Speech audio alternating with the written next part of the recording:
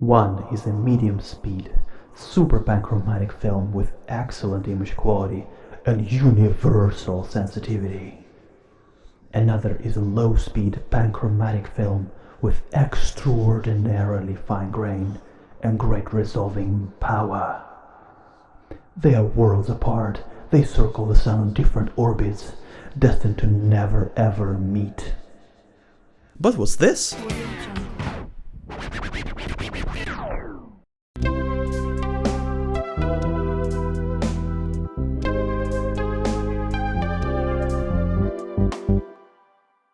Hey folks, I'm Leo Nikishin and this is 10 Rolls of Film. Welcome to the first episode of a new sub-series on my channel, working title Unmuddying the Waters. The goal here is simple. As part of this series, I will test particular films against one another to determine what they really are under all the fancy packaging and marketing blurb. Because you see, while there are many brands that sell film, there are actually very few companies that formulate photographic emulsions and physically manufacture or coat the film. Which means that the brand on the film packaging is often just that, a brand. Now I hear you say, Leo, why should we care? Film is what it is. Shoot it, develop it, and be happy. Don't waste time asking silly questions and conducting these silly tests. To which I'll say, my friends, knowledge is power. But more on that later. For the first episode of the series, I chose a rather curious case. Rollei sells quite a range of films under their brand. Now pay attention, I said sells, not produces. Like many brands, Rollei does not make the film. Instead, what they do is that they strike a deal with the actual film manufacturer and then take care of packaging, branding, and distributing the film. As is the custom in film industry, the real manufacturer of a particular film is not officially acknowledged, there are probably non-disclosure agreements at play, so it's all shrouded in, I think, largely unnecessary secrecy and general hush-hush. So all information we have is what Rollei tells us, and according to them, RPX-25 and Retro 80S are two distinctly different films. Different box speeds, different development times, different spectral sensitivity, and so on. But then I started using Spur SD2525 film developer, which rocks, by the way, and noticed something strange in the datasheet. You see, Spur is a relatively small, you could even say boutique, photographic chemistry producer from Germany. And whenever they bring a new developer to market, they do very extensive and very comprehensive testing to figure out the best possible exposure indexes and development times for a wide variety of films. So when a producer like that says that Retro 80S and RPX-25 should be both exposed and developed the same exact way for best results, it does trigger some alarms for me. Quick search online showed that other film shooters have also had some suspicions about these two films and their possible relation to each other. Now, it is almost official at this point that Rollei Retro 80S is a rebranded and repackaged version of Agfa Avifot Pan 80, an aerial surveillance film used for industrial applications and things like vegetation mapping and various military stuff. Kudos to Rollei for making this emulsion available and practically usable for the general public, because Agfa themselves will only sell this film to businesses and only in industrial quantities, which puts it out of reach for most film shooters. So, does RPX-25 use the same emulsion as well? There's only one way to find out. Shoot and develop the two films side by side. Let's go. Full disclosure, I do not have two identical cameras at my disposal, so I didn't actually shoot the two films at the same time. Instead, I set up a test scene that used only controlled studio lighting that I set up in exactly the same way and which was allowed to warm up for 20 minutes before taking the test shots.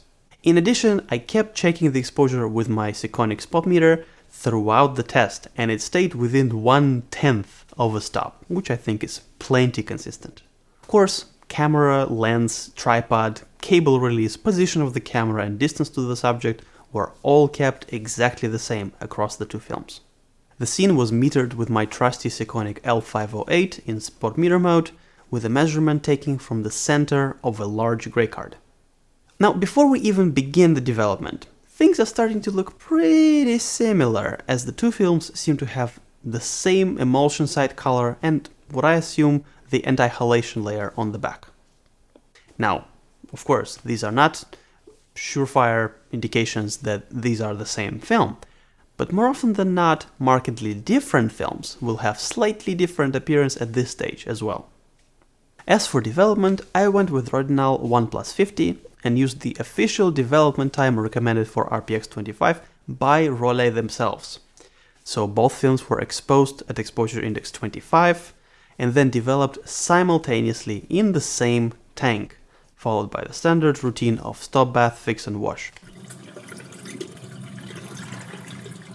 Alrighty, the development shenanigans are over, the films are dry, time to see what's up.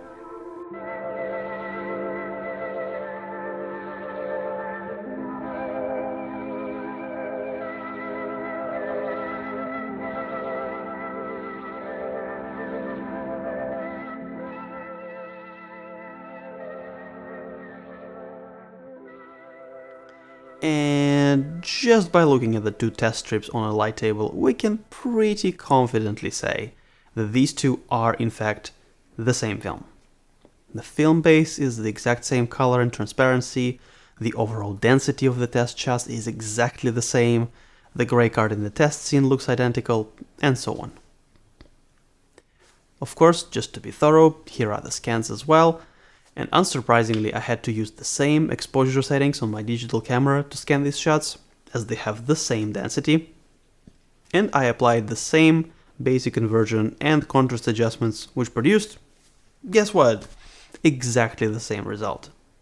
Well, there you go then. Rollei RPX 25 and Rollei Retro 80S are the same film. And this is a good time to explain why I think these tests are useful. Because knowing that these two are really the same film means that, 1.